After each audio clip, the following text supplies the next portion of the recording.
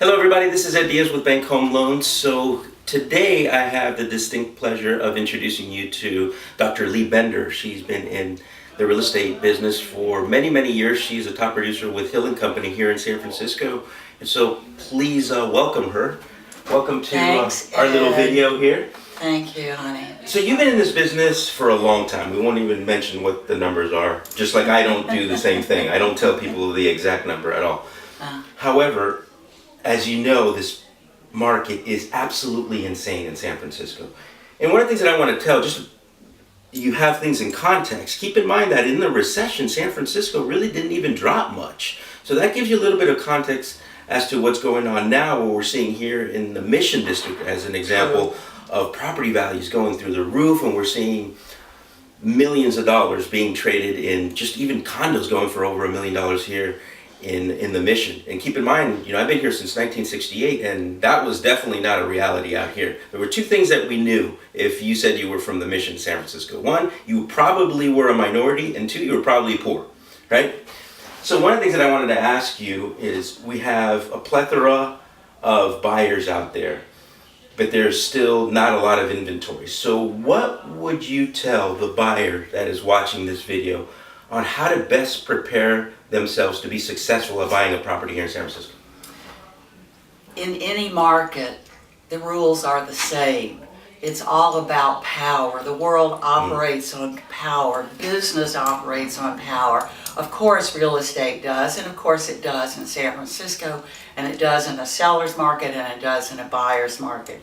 Since this is a seller's market, the seller automatically has more power, obviously, than the buyer does. It's a matter of supply and demand. Yes. Automatically, he who is more in demand has greater power, but the buyer can increase his power and therefore his success in the market.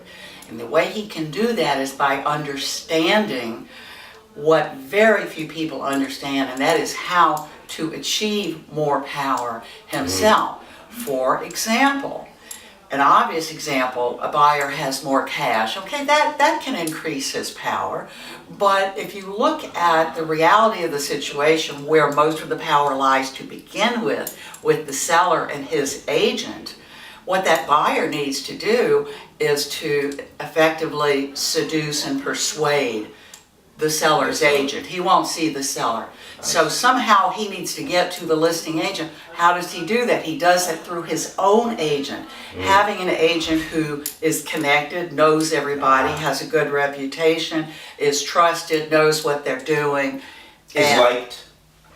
That's what I'm saying. That's what I'm saying. All right. Because if the seller's agent doesn't like you or doesn't like your agent, it's going to be hard for you to get the property. Now, I know you find that surprising. It's a fact. It's a little known fact. You see people with lots and lots of money, they think that's all they need to succeed. They walk away from unsuccessful bids wondering, I wonder, how much money did the winner actually have? Well, the winner probably didn't have as much money as you did, but the winner understood what he had to do. So that's what I would say to a buyer in today's competitive market. And I want to point out, as I told Ed earlier, it's very unusual for a buyer client of mine not to succeed with his first bid. And I don't think you'll find too many agents who can make that claim. That's all I have for you. So there you go. I mean, it's probably not a response that you were expecting, but the truth is, look, we all have to play in this proverbial sandbox, right? And the better you are at playing in it, and you know the dynamics, the social dynamics and the psychological dynamics of being in a transaction, the more successful you're going to be. Obviously, you want an agent who's prepared, an agent who's liked, who has experience, but also who's easy to work with. Thanks again for watching this video.